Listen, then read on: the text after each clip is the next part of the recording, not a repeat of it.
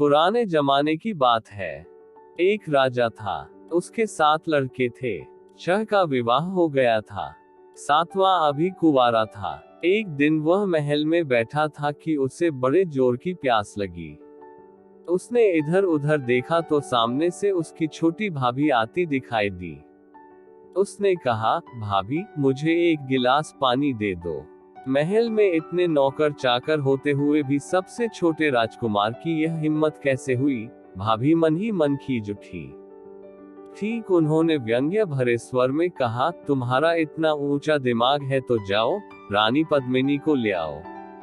राजकुमार ने यह सुना तो उसका पारा एकदम चढ़ गया। बोला, जब तक मैं रानी पद्मिनी को नहीं ले आऊंगा, इस घर का अन्न जल ग्रहण नहीं करूंगा। बात छो थी, लेकिन उसने उग्र रूप धारण कर लिया। रानी पद्मिनी काले कोसों दूर रहती थी। वहां पहुंचना आसान न था। रास्ता बड़ा दूभर था। जंगल, पहाड़, नदी, नाले, समुद्र, जाने क्या रास्ते में पड़ते थे, किंतु राजकुमार तो संकल्प कर चुका था और वह पत्थर की लकीर के समान था। उसने तत्काल वजीर के लड़के को बुलवाया और उसे सारी बात सुनाकर 2 घोड़े तैयार करवाने को कहा। वजीर के लड़के ने उसे बार बार समझाया कि रानी पद्मिनी तक पहुंचना बहुत मुश्किल है, पर राजकुमार अपनी हट पर अड़ा रहा। उसने कहा, चाहे कुछ भी हो जाए, बिना रानी पद्मिनी के मैं इस महल में पैर नहीं रखूंगा। 2 घोड़े तैयार किए गए, रास्ते के खाने पीने के लिए सामान की व्यवस्था की गई और राजकुमार तथा वजीर का लड़का रानी पद्मिनी की खोज में निकल पड़े। उन्होंने पता लगाया तो मालूम हुआ कि रानी पद्मिनी सिंगल द्वीप में रहती है, जहां पहुंचने के लिए सागर पार करना होता है। फिर रानी का महल चारों ओर से राक्षसों से घिरा है। उनकी किलेबंदी को तोड़कर महल में प्रवेश पाना असंभव है। वजीर के लड़के ने एक बार फिर राजकुमार को समझाया कि वह अपनी प्रतिज्ञा को तोड़ दे, अपनी जान को जोखिम में न डाले, किंतु राजकुमार ने कहा, तीर एक बार तरकश से छूट जाता है तो वापस नहीं आता। मैं तो अपने वचन को पूरा करके ही रहूंगा। वजीर का लड़का चुप रह गया। दोनों अपने अपने घोड़ों पर सवार होकर रवाना हो गया। दोपहर को उन्होंने एक अमराई में डेरा डाला, खाना खाया, थोड़ी देर आराम किया, उसके बाद आगे बढ़ गए। चलते चलते दिन ढलने लगा, गोधूली की बेला आई। इसी समय उन्हें सामने एक बहुत बड़ा बाग दिखाई दिया। राजकुमार ने कहा, आज की रात इस बाग में बिताकर कल तड़के आगे चल पड़ेंगे। बाग का फाटक खुला था और वहां कोई चौकीदार या रक्षक नहीं था। वजीर के लड़के ने उधर निगाह डालकर कहा, मुझे तो यहाँ कोई खतरा दिखाई देता है। हम लोग यहाँ न रुक कर आगे और कहीं रुकेंगे। राजकुमार हंस पड़ा, बोला, बड़े डरपोक हो तुम। यहाँ क्या खतरा हो सकता है? देखते नहीं कि कितना हरा भरा सुंदर बाग है। वजीर के लड़के ने कहा, आप माने न माने, मुझे तो लग रहा है कि यहाँ कोई भेद छिपा है। राजकुमार ने उसकी एक न सुनी और अपने घोड़े को फाटक के अंदर बढ़ा दिया। बेचारा वजीर का लड़का भी उसके पीछे पीछे बाग में घुस गया। ज्यों वे अंदर पहुंचे कि बाग का फाटक अपने आप बंद हो गया। राजकुमार और वजीर के लड़के को काटो तो खून नहीं। यह क्या हो गया? वजीर के लड़के ने राजकुमार से कहा, मैं आपसे कहा था न कि यहाँ ठहरना मुनासिब नहीं। पर आप नहीं माने। उसका नतीजा देख लिया। राजकुमार ने कहा, वह सब छोड़ो, अब यह सोचो कि हम क्या करें। वजीर का लड़का बोला, अब तो एक ही रास्ता है कि हम घोड़ों को यहीं पेड़ों से बांध दें और किसी घने पेड़ के ऊपर चढ़कर बैठ जाएं। देखें आगे क्या होता है। दोनों ने यही किया। घोड़े पेड़ से बांधकर वे एक ऊंचे पेड़ पर चढ़ गए और चुपचाप बैठ गए। अंधकार फैल गया, सन्नाटा छा गया। राजकुमार को नींद आने लगी। तभी उन्होंने देखा कि हवा में उड़ता कोई चला आ रहा है। दोनों कांप उठे। हवा का वेग रुकते ही वह आकृति नीचे उतरी। उसकी शक्ल देखते ही दोनों को लगा कि वे पेड़ से नीचे गिर पड़ेंगे। वह एक परी थी। उसने नीचे खड़े होकर अपने इर्द गिर्द देखा। तभी इधर उधर से कई परियां आ गईं। उनके हाथों में पानी से भरे बर्तन थे। उन्होंने वहां छिड़काव किया। वह पानी नहीं, ही गुलाब जल था। उसकी खुशबू से सारा बाग महक उठा। अब तो उन दोनों की नींदनी उड़ गई और वे आंखें गड़ाकर देखने लगे कि आगे वे क्या करती है। हवा में उड़ती एक परी आ रही थी। उसी समय कुछ परियां और आ गईं। उनके हाथों में कीमती कालीन थे। देखते देखते उन्होंने वे कालीन बिछा दिए। फिर जाने क्या किया कि वह सारा मैदान रोशनी से जगमगा उठा। अब तो इन दोनों के प्राण मुंह को आ गए। उस रोशनी में कोई भी उन्हें देख सकता था। उस जगमगाहट में उन्हें दिखाई दिया कि एक ओर से दूध जैसे फव्वारे चलने लगे हैं।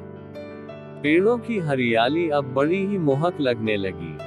जब वे दोनों असमंजस में डूबे उस दृश्यावली को देख रहे थे, आसमान से कुछ परियां एक रत्न जटिलत सिंहासन लेकर उतरी और उन्होंने उस सिंहासन को एक बहुत ही कीमती कालीन पर रख दिया। सारी परियां मिलकर एक पंक्ति में खड़ी हो गईं। राजकुमार ने अपनी आंखें मल्ली, कहीं वह सपना तो नहीं देख रहा था। वजीर का लड़का बार बार अपने को धिक्कार रहा था कि उसने राजकुमार की बात क्यों मानी। पर अब क्या हो सकता था। आसमान में गड़गड़ाहट हुई। दोनों ने ऊपर को देखा तो एक उड़न खटोला उड़ा आ रहा था। यह क्या? राजकुमार फुसफुसाया। वजीर के लड़के ने अपने होठों पर उंगली रखकर चुपचाप बैठे रहने का संकेत किया। उड़न खटोला धीरे धीरे नीचे उतरा और उसमें से सजी धजी एक परी बाहर आई। वह उन परियों की मुखिया थी। सारी परियों ने मिलकर उसका अभिवादन किया और बड़े आदर भाव से उसे सिंहासन पर आसीन कर दिया। थोड़ी देर खामोशी छाई रही। फिर मुखिया ने ताली बजाई। एक परी आगे बढ़कर उसके सामने खड़ी हो गई। मुखिया ने बड़ी शालीनता से कहा, जाओ, उसको लाओ। जो आ गया, कहकर वह परी वहां से चल पड़ी और उसी ओर आने लगी, जहां पेड़ पर राजकुमार और वजीर का लड़का बैठे थे। दोनों की जान सूख गई। वे अपने भाग्य में क्या लिखा कर आए थे कि ऐसे संकट में फंस गए। परी उसी पेड़ के नीचे आए और राजकुमार की ओर इशारा करके कहा, नीचे उतरो। हमारी राजकुमारी ने तुम्हें याद किया है। राजकुमार हिचकिचाया। उसकी हिचकिचाहट देखकर परी ने कहा, जल्दी उतर आओ। हमारी राजकुमारी आपकी राह देख रही है। कोई चारा नहीं था। राजकुमार नीचे उतरा और परी के साथ हो लिया। दोनों राजकुमारी के पास पहुंचे। राजकुमारी ने सरक कर सिंहासन पर जगह कर दी और कहा, आओ, यहाँ बैठ जाओ। राजकुमार ने उसकी बात सुनी, पर उसकी बैठने की हिम्मत न हुई। राजकुमारी ने थोड़ी देर चुप रहकर कहा, तुम कौन हो? राजकुमार ने धीरे से कहा, मैं राजगढ़ के राजा का बेटा हूँ। तो तुम राजकुमार हो? राजकुमार ने मुस्कुराकर कहा। राजकुमार चुपचाप खड़ा रहा। राजकुमारी ने कहा, देखो, यहाँ से कोसों दूर हमारा राज है। मैं वहाँ की राजकुमारी हूँ।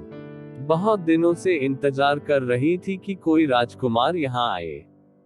आज तुम आ गए। इतना कहकर राजकुमारी राजकुमार की ओर एकटक देखने लगी। राजकुमार को लगा कि वह बेहोश होकर गिर पड़ेगा, पर उसने अपने को संभाला। राजकुमारी की मुस्कुराहट और चौड़ी हो गई। बड़े मधुर शब्दों में बोली, तुम्हें मुझसे विवाह करना होगा। राजकुमार पर मानो बिजली गिरी। उसने कहा, यह नहीं हो सकता। क्यों? क्यों? राजकुमारी ने थोड़ा कठोर होकर पूछा। इसलिए कि, राजकुमार ने कहा, मैं रानी पद्मिनी की तलाश में निकला हूँ। मैंने प्रतिज्ञा की है कि जब तक वह नहीं मिल जाएगी, मैं अपने महल का अन्न जल ग्रहण नहीं करूँगा। ओह, यह बात है। राजकुमारी ने बड़े तरल स्वर में कहा, मैं नहीं चाहूंगी कि तुम अपनी प्रतिज्ञा को तोड़ो। प्रतिज्ञा बड़ी पवित्र होती है। उसे तोड़ना नहीं चाहिए। तुम अपनी प्रतिज्ञा पूरी करो। मैं उसमें तुम्हारी मदद करूंगी, पर एक शर्त पर। राजकुमार ने कहा, वह शर्त क्या है? राजकुमार बोली, पद्मिनी को लेकर तुम यहाँ आओगे और मेरे साथ शादी करके अपने राज्य को जाओगे। राजकुमार ने कहा, इसमें मुझे क्या आपत्ति हो सकती है। राजकुमारी थोड़ी देर मौन रही, फिर बोली, तुम सिंगल द्वीप पहुंचोगे कैसे? राजकुमार ने कहा, क्यों क्यों, उसमें क्या दिक्कत है? राजकुमारी हंसने लगी। हंसते हंसते बोली, तुम बड़े भोले हो। अरे, वहां पहुंचना हंसी खेल नहीं है। रास्ते में एक जादू की नगरी पड़ती है। सिंगल द्वीप का रास्ता वहीं से होकर जाता है। कोई भी तुम्हें अपने जादू में फंसा लेगा। तब राजकुमार ने हैरान होकर कहा। राजकुमारी बोली, तुम उसकी चिंता न करो। यह लो, मैं तुम्हें एक अंगूठी देती हूँ। तुम जब तक इसे अपनी उंगली में पहने रहोगे, तुम पर किसी का जादू असर नहीं करेगा। इतना कहकर राजकुमारी ने एक अंगूठी उसकी ओर बढ़ा दी। राजकुमार ने कहा, राजकुमारी, मैं तुम्हारा एहसान कभी नहीं भूलूंगा। राजकुमारी बोली, इसमें एहसान की क्या बात है? इंसान को इंसान की मदद करनी ही चाहिए। राजकुमारी एक अंगूठी उसे दे दी। तुम्हारी यात्रा सफल हो, तुम्हारी प्रतिज्ञा पूरी हो। राजकुमार ने उसका आभार मानते हुए सिर झुका दिया। रात बीतने वाली थी। राजकुमारी उठी और अपने उड़न खटोले पर बैठकर चली गई। परियों ने सारा सामान समेटा और वे भी अपनी अपनी दिशा को प्रस्थान कर गईं। राजकुमारी से विदा होकर राजकुमार डगमगाते पैरों से, पर खुश खुश, वहां आया जहां वजीर का लड़का बड़ी व्यग्रता से उसकी प्रतीक्षा कर रहा था। राजकुमार को सही सलामत लौट आया देखकर वजीर के लड़के की जान में जान आई। वह पेड़ पर से उतरा। राजकुमार ने उसे आपबीती सुनाकर कहा, देखो, कभी कभी बुराई में से भलाई निकल आती है। फिर दोनों ने अपने अपने घोड़े तैयार किए और उन पर सवार होकर चल पड़े। जैसे ही फाटक पर आए कि वह खुल गया, दोनों बाहर हो गए।